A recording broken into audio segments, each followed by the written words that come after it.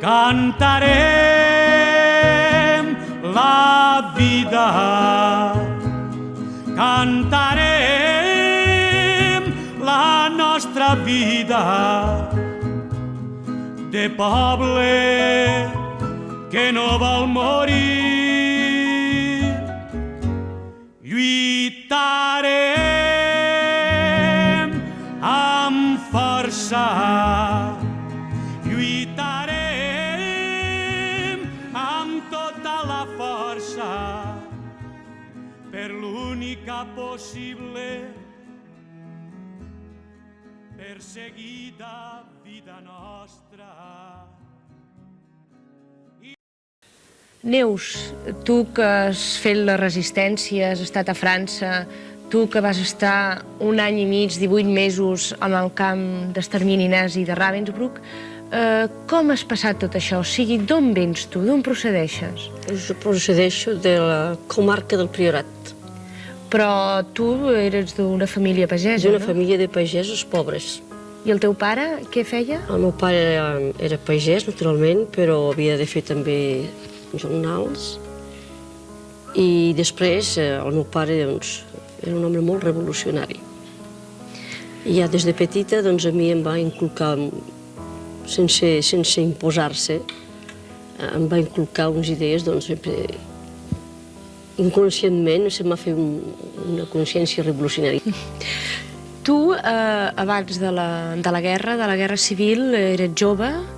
Quants anys tenies? 1935-36?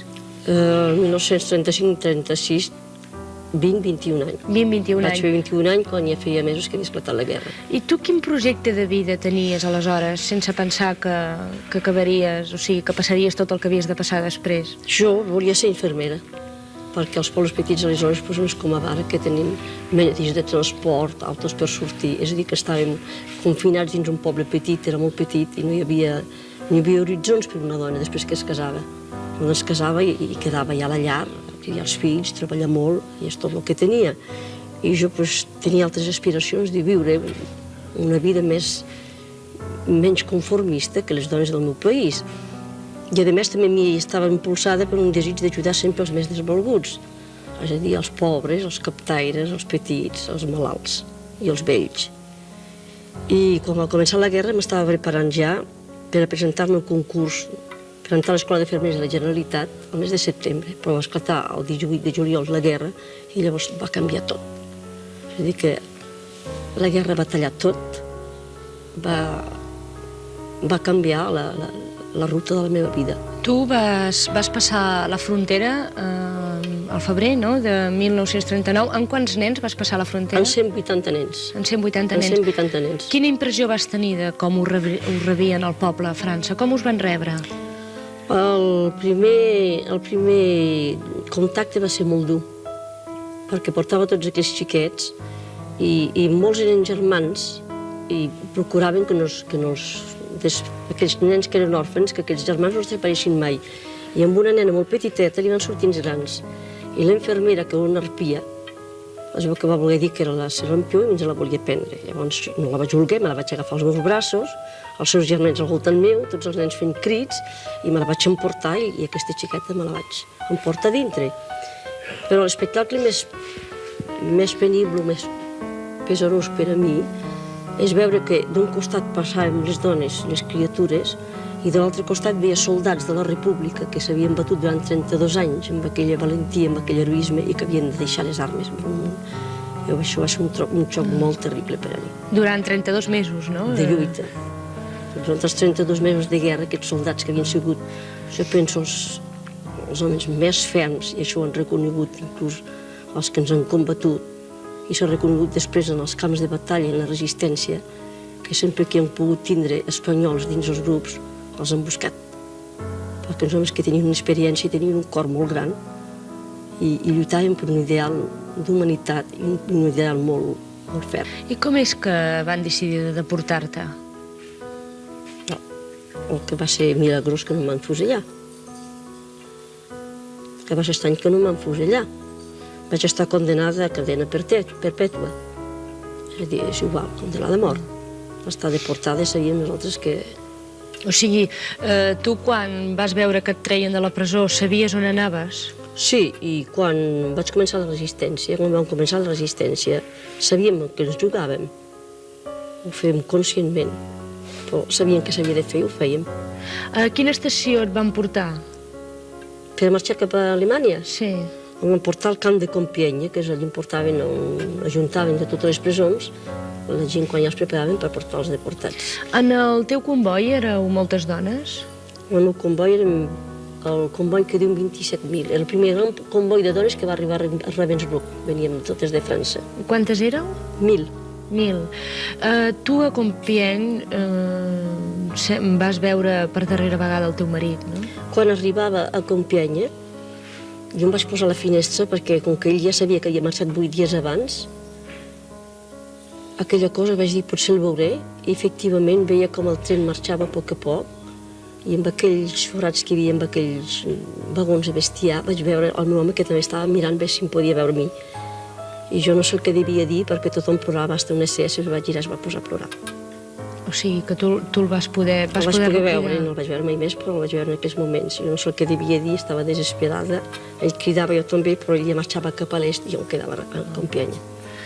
I quan, en el teu comboi, quan vau pujar les 1.000 dones, sabíeu que anàveu als camps de la mort? Sí, O sigui... estàvem conscients. A més, ens van llegir la sentència el dia abans de marxar, Amb quina moral hi anàveu? amb una moral de ferro. Teníeu relació entre vosaltres a dins del tren? Bé, és que ens van posar 80 dones en un vagó de 4 cavalls. 80 dones? 80 dones. I quants dies us vau tenir? 4 o 5 dies, així. No van obrir per res? Una vegada sols. I us ho havíeu de fer tot a... Teníem allí una espècie com els d'això de carburo, i havien de fer-ho tot a dintre. Quina és la teva primera impressió d'un camp d'extermini nazi, del camp de Ravensbrück? És que ho sabrà ningú explicar mai, això. És indescriptible. Nosaltres vam arribar a les 3 del matí amb un fred de 22 graus baix zero. Ens vam treure a cops de bastó, havíem d'acompanyar els que estaven malaltes perquè això ens haurien matat a cops, amb els gossos que ens lladraven, amb els SS que cridaven com a bojos. I ens van fer passar la porta del camp amb 2 files d'SS homes i dones i ens van portar pel carrer, per un dels carrers del camp. Era de nit, naturalment gelava, però era tot blanc, era negre i blanc perquè el camp era negre, però es veia blanc del gel, no? de gel. I passant al costat d'unes barraques vam veure unes dones que, com que 1.000 dones feien soroll, naturalment, vam veure unes dones amb unes finestres i vam pensar que eren mortes que sortien d'una tumba. Exactament. No tenien cara de dones vives, més tenien els ulls de més encara de cadàvers. Però si no ens posaven en cap comando de treball, teníem una por molt grossa perquè ens podien escollir per anar a penjar detingudes. I llavors el primer pensament que em va vindre a mi vaig dir, si mai em toca una cosa així, jo m'escaparé i em tiraré les fils ferrades perquè jo no puc penjar una altra companya meva. No puc ser el botxí d'una altra companya meva. I no, jo no he sentit mai odi.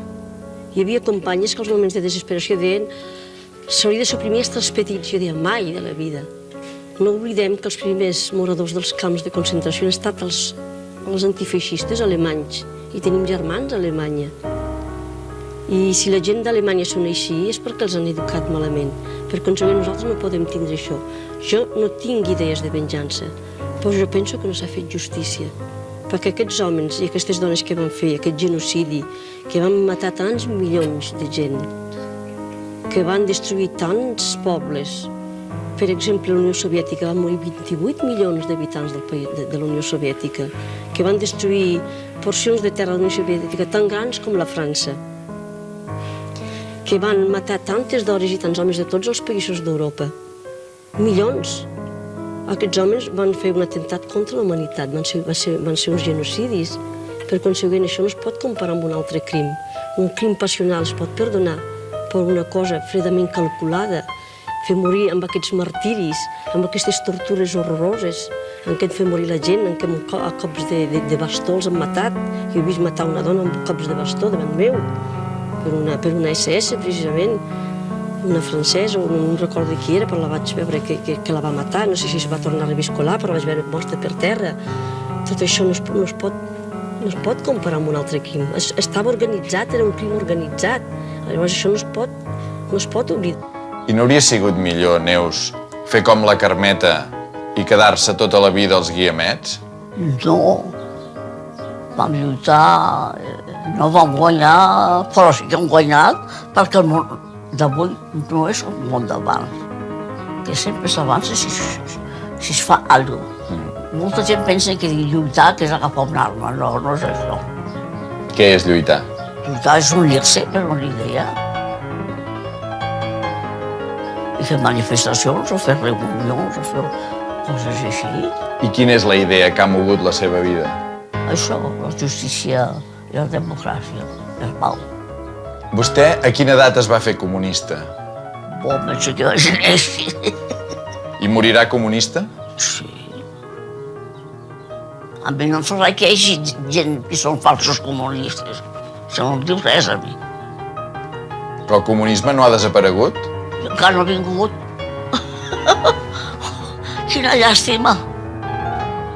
Però en nom del comunisme també s'ha fet molt mal. S'han fet molt mal els que han pallat malament, que s'han posat han pujat a la trona i de comunistes no tenien gran cosa. Això també ha fet mal. Vostè va lluitar, o ha lluitat tota la vida, per un món una mica millor. Ara creu que el món és millor? Està en perill. Això és el mal. Això és el mal. Hem d'estar alerta de no deixar-nos portar cap aventura. Està així per tot arreu. Hi ha una crisi.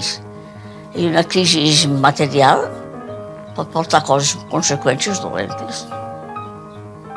Però jo penso que si els que pensem una mica o els que pensen una mica ens hi posem, doncs es pot evitar.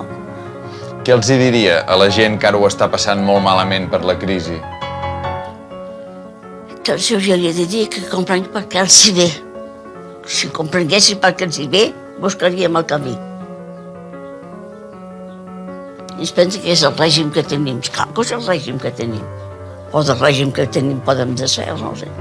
Sense tirar cap tiro, cuidar-lo. Quan estava a Barcelona encara arribava a fer... Però jo, a l'edat que tinc, jo no puc prendre una bandera ara. No tinc forces per fer-ho. Si no, no estaria als Guiamets. On seria? El Rubí, que és al costat de Barcelona. Amb un quart d'hora estarà al plaça de Catalunya.